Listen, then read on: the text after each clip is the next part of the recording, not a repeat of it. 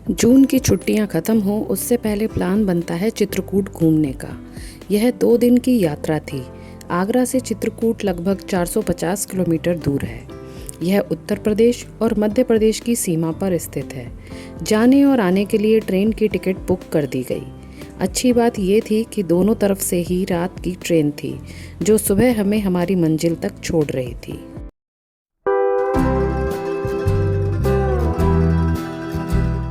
तो ये है आगरा कैंट। तो यहाँ से यात्रा का शुभारंभ होता है। इस यात्रा में मेरे माता पिता और ससुराल पक्ष के लोग शामिल थे।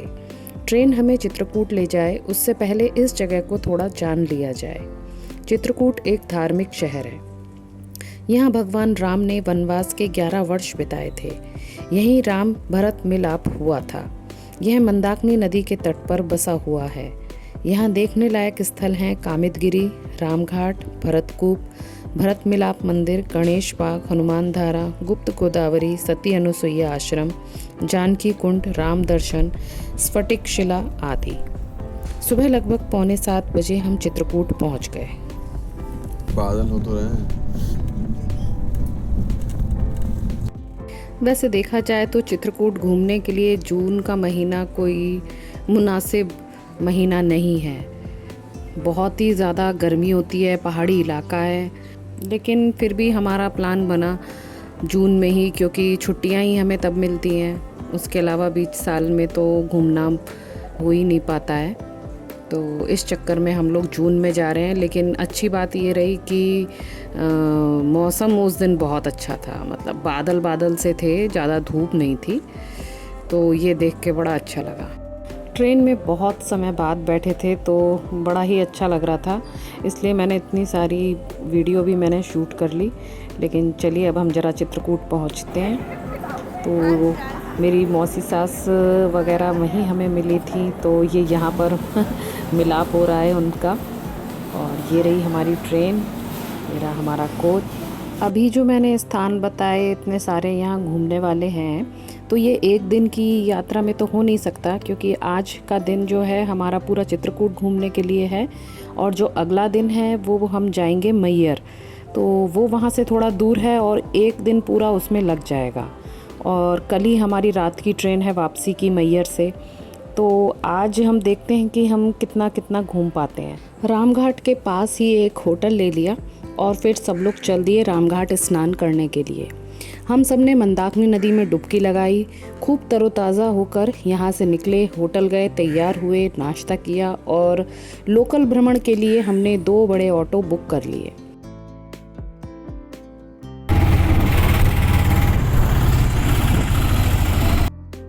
मौसम सुहाना था, धूप नहीं थी। हम सबसे पहले पहुँचे सीता चरण चिन्ह एवं जानकी कुंड। यहाँ मंदिर में हमने भगवान के दर्शन किए।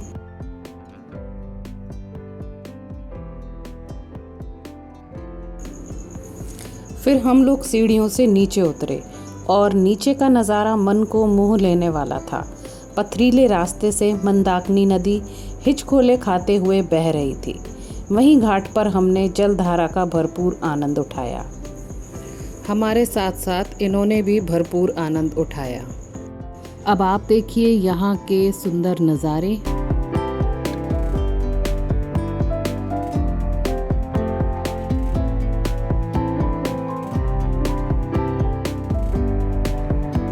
आज पूरा दिन घूमने का प्लान था, नहीं तो यहाँ आके मन कर रहा था कि एक डुबकी पानी में लगा ही लें। पर हम लोग होटल से तैयार होकर के आए थे, तो ऐसा करना संभव नहीं था। हमें इन्हीं कपड़ों में आज पूरा दिन घूमना था। तो यहाँ पर बस हम पानी में पैर डाले रहे, फिर हम चल दिए आगे। तो ये हम ऑटो में फिर से बैठ गए और अब हम जा रहे हैं स्फटिक शिला। माना जाता है कि मंदाकिनी नदी के तट पर स्थित एक छोटे से शिलाखंड से भगवान राम और देवी सीता ने चित्रकूट की सुंदरता की सराहना की थी। यह जगह घने जंगल के बीच में छिपी हुई है। इस शिलाखंड पर आज भी भगवान राम और सीता जी के चरणों की छाप है। इस शिला की कथा इस प्रकार है। एक बार माता सीता इसी शिलाखंड के ऊपर बैठकर मंदाकिनी नदी के मनोरम दृश्य को निहार रही थी। उसी समय देवताओं के राजा इंद्र का पुत्र जयंत कौवा पक्षी का रूप धारण करके वहां आ पहुंचा। जयंत इस प्रकार रूप बदलकर मनुष्यों को तंग किया करता था। लोगों को परेशान करने में उसे आनंद आता था। माता सीता को तंग करने के लिए उसने माता के पैर में चोंच मार दी। माता के पैर से रक्त बहने लगा। यह देखकर प्रभु श्री राम क्रोधित हो गए। उन्होंने स्फटिक शिला पर मौजूद तिनकों से धनुष बाण बनाया और प्रहार कर दिया। प्रभु श्री राम के प्रहार से बचने के लिए जयंत तीनों लोकों में भागता रहा, परंतु कहीं भी उसे संरक्षण नहीं मिला। अंत में उसे अपनी भूल का एहसास हुआ और माता सीता से क्षमा याचना करने लगा। माता ने जयंत को क्षमा कर दिया, परंतु प्रभु श्री राम का प्रहार खाली नहीं जा सकता था। इसीलिए कौवा पक्षी के रूप में आए जयंत की आंख में प्रतीकात्मक प्रहार हुआ। इसीलिए कौवे को काना कहा जाता है। उसे एक आंख से कम दिखाई देता है। तो ये थी यहाँ की कथा। अब हमारी सवारी का अगला पड़ाव है राम दर्शन। राम दर्शन चित्रकूट में स्थित एक संग्रहालय है, या आप इसे एक मंदिर भी मान सकते हैं, क्योंकि यहाँ पर जितनी भी चीज़ें हैं वे सभी धार्मिक हैं। इस संग्रहालय में आपको मुख्य रूप से राम जी और रामायण से संबंधित बहुत सारी वस्तुएं देखने के लिए मिल जाती हैं। संग्रहालय के बाहर बगीचे में हनुमान जी की बड़ी सी प्रतिमा दिखती है। बगीचे में आयुर्वेदिक पौधे भी मिलते हैं। संग्रहालय जाने का प्रवेश शुल्क भी है। संग्रहालय में रामायण विभिन्न भाषाओं में देखने को मिल जाएगी, जैसे कि चाइनीज़ रामायण, बर्मा रामायण आदि। यहाँ अलग अलग देशों के नकाब थे जो भगवान राम के स्वरूप को दर्शाते हैं। इसके अलावा यहाँ पेंटिंग, प्रतिमाएं, दीवारों पर लिखे प्रवचन, आर्टिफिशियल गुफा, प्राचीन ग्रंथ और भी बहुत कुछ देखने को मिल जाएगा। यहाँ कैमरा अंदर ले जाना सख्त मना था।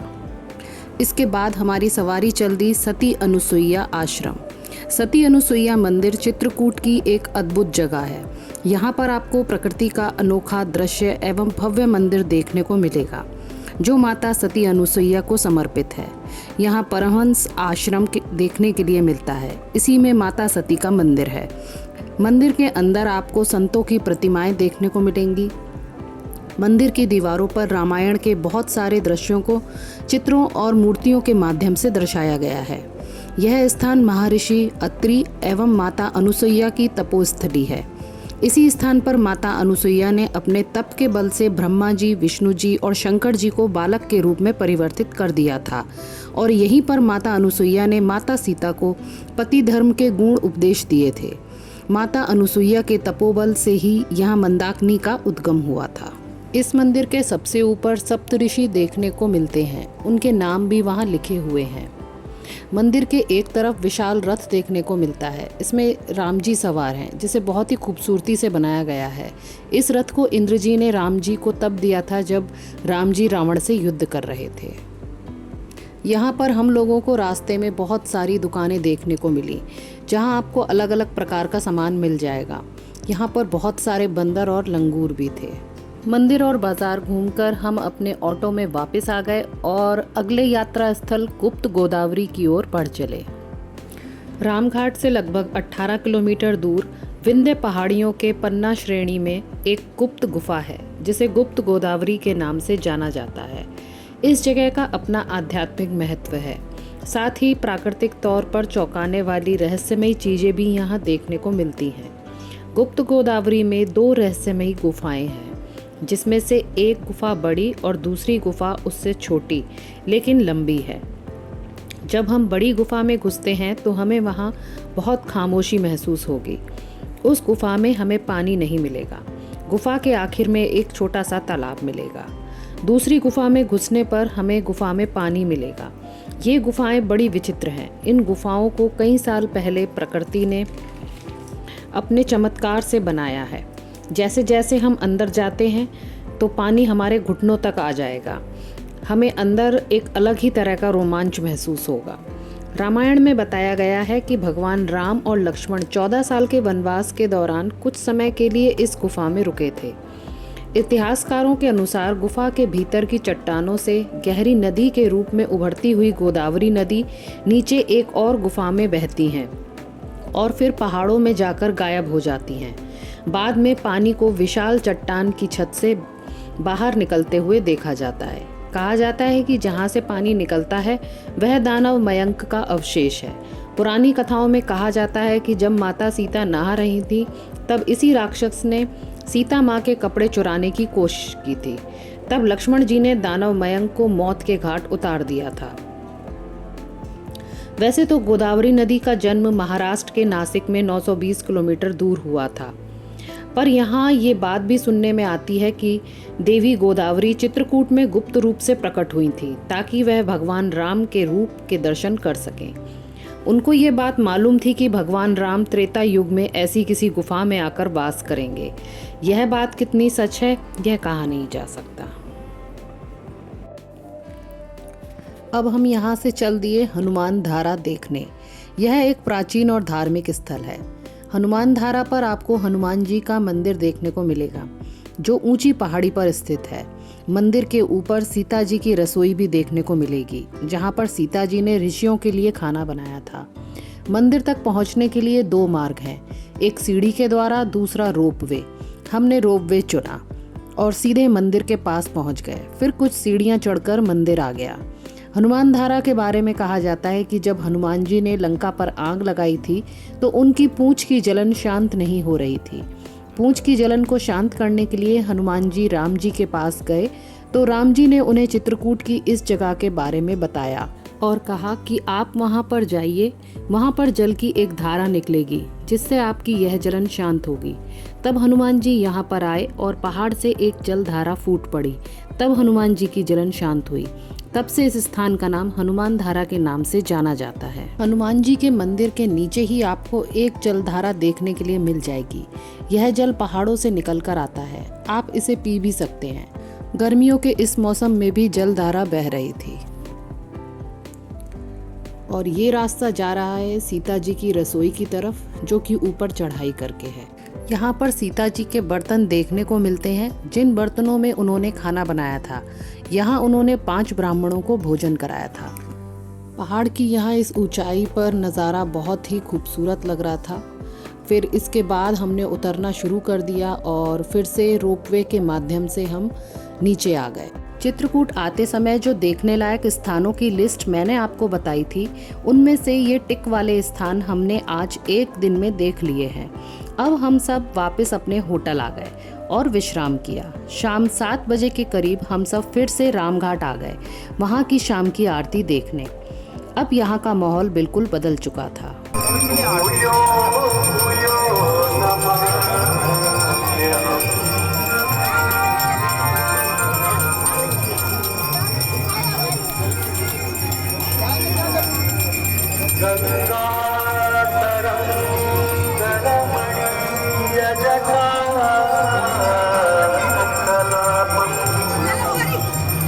सुबह सामान्य से दिखने वाली नाव अब जगमगा रही थी। सभी ने एक से बढ़कर एक सजावट कर रखी थी। घाट के पास बेहतरीन दुकानें सजी हुई थी जहां से हमने छुटपुट खरीदारी की। नाव में बैठकर नदी की सैर की, आरती देखी।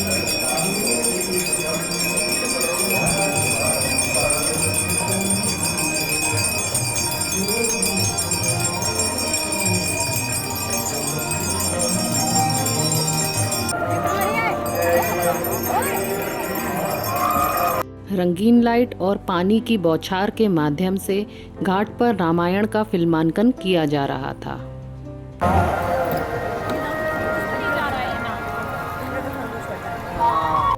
सब कुछ सुकून से भरा और रोमांचक था। दिन भर की थकान छूमंतर हो गई थी।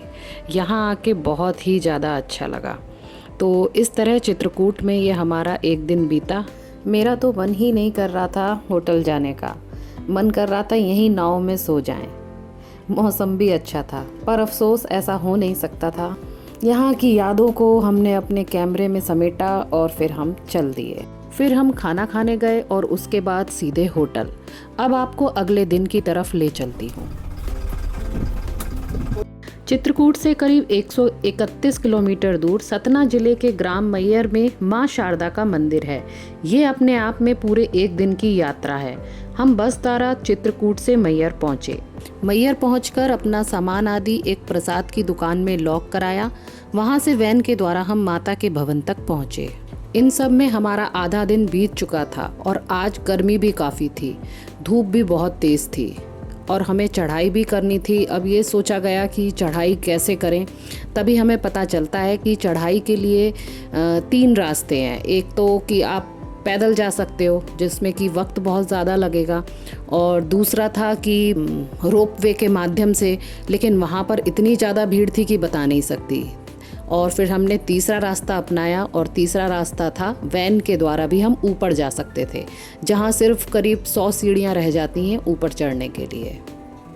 तो हमने वैन वाला रास्ता ही अपनाया। लगभग 600 फुट ऊंचाई वाले मैयर में माता शारदा का मंदिर विंध्य पर्वत श्रेणी के त्रिकूट पर्वत की चोटी पर स्थित है। यहाँ माता सती के गले का हार गिरा था, इस कारण इस स्थान का नाम मैयर यानी माई का हार पड़ा। मैयर में माता शारदा के वर्तमान मंदिर की स्थापना सन 502 में हुई थी। इस मंदिर के बारे में ये मान्यता है कि मंदिर के पट बंद हो जाने के बाद जब पुजारी पहाड़ से नीचे चले जाते हैं तो वहाँ कोई भी नहीं रह जाता है, तो वहाँ पर आज भी 2 वीर योद्धा आल्हा और ऊदल अदृश्य होकर माता की पूजा करने के लिए आते हैं। मान्यता है कि आल्हा और ऊदल ने ही कभी घने जंगलों वाले इस पर्वत पर माँ शारदा के इस पावन धाम की न सिर्फ खोज की थी, बल्कि 12 साल तक लगातार तपस्या करके माता से अमृतत्व का वरदान भी प्राप्त किया था। उन्होंने माता को प्रसन्न करने के लिए भक्ति भाव से अपनी जीभ शारदा माँ को अर्पण कर दी थी, जिससे माँ शारदा ने उसी क्षण वापस कर दिया था। अब वैन ने हमें यहाँ छोड़ दिया था। अब ये जो सीढ़ियाँ हैं, अब हमें सीढ़ियाँ चढ़ के ऊपर माता के दर्शन करने हैं। भीड़ ज़्यादा नहीं थी, माता के बहुत अच्छे हमें दर्शन हुए। उसके बाद फिर हम लोगों ने यहाँ से नीचे उतरना शुरू करा, और फिर उसी प्रकार वैन के द्वारा हम नीचे आ गए। यहाँ का बाज़ार घूमते फिरते अब शाम हो चली थी। फिर हमने माई की रसोई पर भोजन ग्रहण किया। मैयर में माई की रसोई नाम से संचालित संस्था यहाँ आने वाले भक्तों को निःशुल्क भोजन कराती है। भोजन वाकई बहुत स्वादिष्ट था। यहाँ श्रद्धालु अपनी इच्छा से दान पेटी में दान भी कर सकते हैं। खाने के साथ साथ यहाँ निःशुल्क रहने की भी व्यवस्था है। रेलवे स्टेशन यहाँ से बस थोड़ी ही दूर था। हमारी रात की ट्रेन थी, तो इस प्रकार हमारी चित्रकूट की 2 दिन की यात्रा सफलतापूर्वक संपन्न हुई। आशा करती हूँ आपको ये वीडियो पसंद आई होगी। Thanks for watching.